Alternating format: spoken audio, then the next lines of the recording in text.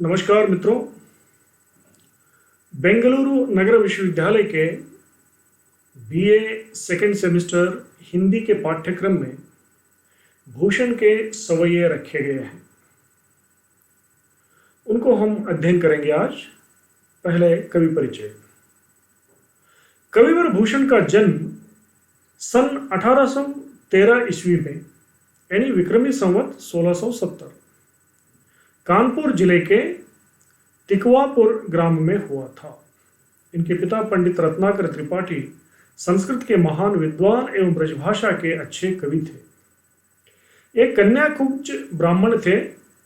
भूषण का वास्तविक नाम क्या था इसकी कोई जानकारी नहीं मिलती। एक दोहे से विदित होता है कि चित्रकूट के सोलंकी राजा रुद्रदेव ने इन्हें भूषण की उपाधि दी थी। कदाचित कालांतर में ये भूषण नाम से इतने विख्यात हुए कि इनका वास्तविक नाम ही विलुप्त हो गया।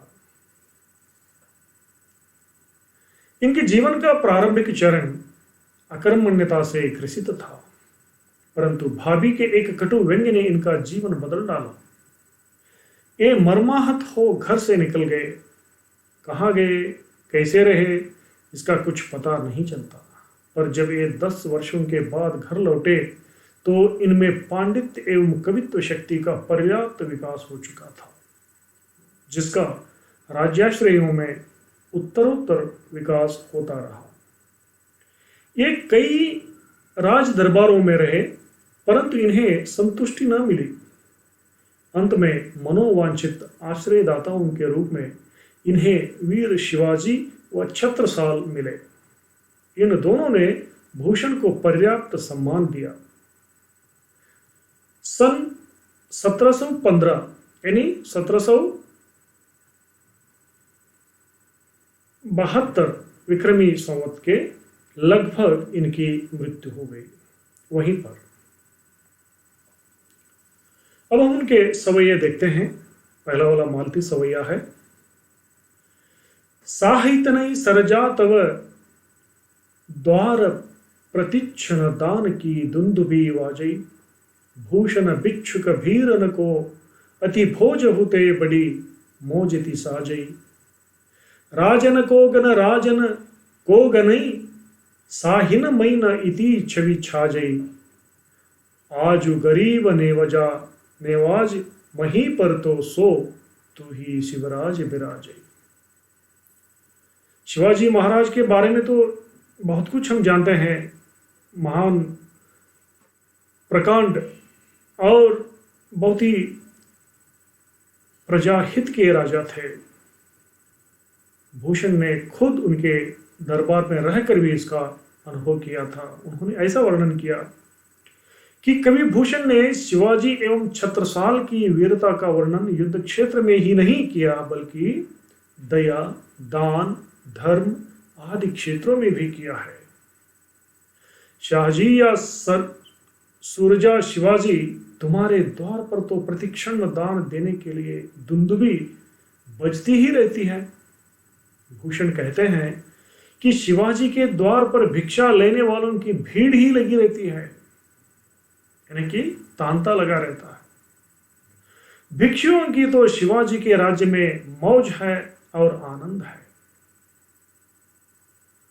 भूषण शिवाजी की दान शूरता से प्रभावित होकर कहते हैं कि आप सभी राज्य की गिनती में महान हैं। देखा जाए तो शाहों में भी आपके जैसे प्रतीक वाली छवि किसी की नहीं है। आज अगर किसी गरीबों के मसीहा कोई है, गरीब नेवाज, तो शिवाजी आप ही सर्वश्रेष्ठ और आपका ही नाम प्रथम आता है। दूसरा, साज तुरंग वीर रंग में तुरंग चढ़ी, सरजा शिवाजी जंग जीतना चलत है, भूषण भनत नाद विहद नगारन के, नदी नद मद गई बरन के रतत है, ऐल फैल खैल भैल खलक में गैल गैल, गजन की ठेल पेल सैल उसलत है, तारा तो तरनी धूरी धारा में लगत जिमे, धारा पर पारा पारावार यों हलत है। यहां पे एक बात आती है, नदी और नद दोनों नदी का ही नाम है, मगर नद किसे कहते हैं, नदी किसे कहते हैं, ये जानकारी आपको आज नई जानकारी के रूप में मिल सकती है। जो उत्तर में और पूर्व में बहा करती हैं उन्हें नदी कहते हैं। जो पश्चिम में और दक्षिण में बहा करते हैं उन्हें नद कहते हैं। अपनी चतुरंगिनी सेना को वीरता से परिपूर्ण कर घोड़े पर चढ़कर शिवाजी युद्ध जीतने निकल पड़े हैं।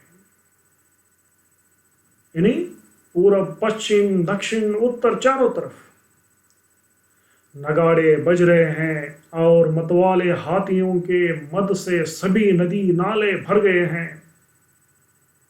भीड़ कोलाहल चीख पाकर फैलने से रास्ते पर खलबली मची गई। हाथियों चलने के कारण धक्का लगने से रास्ते के पहाड़ उखड़ कर गिर रहे हैं।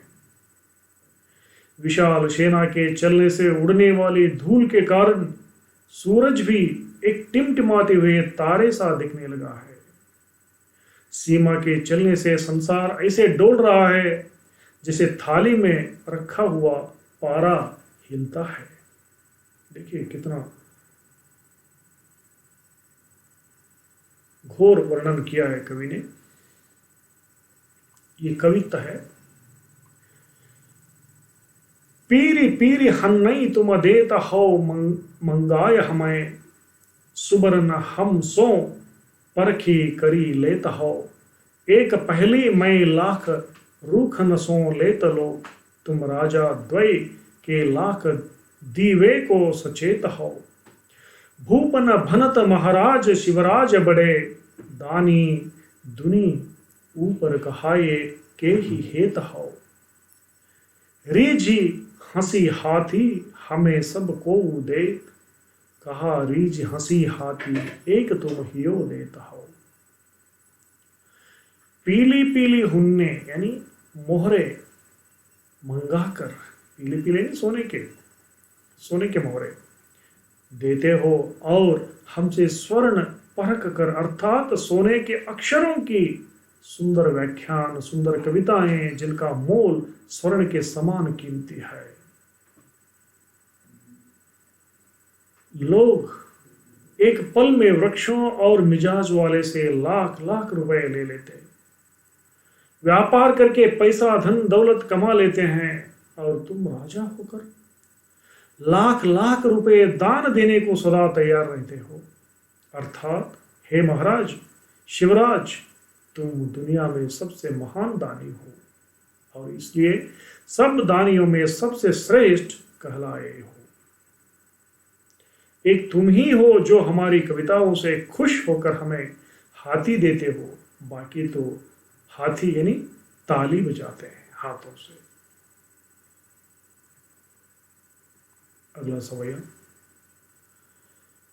ऊंचे घोर मंदिर के अंदर रहन वारी, ऊंचे घोर मंदिर के अंदर रहाती है।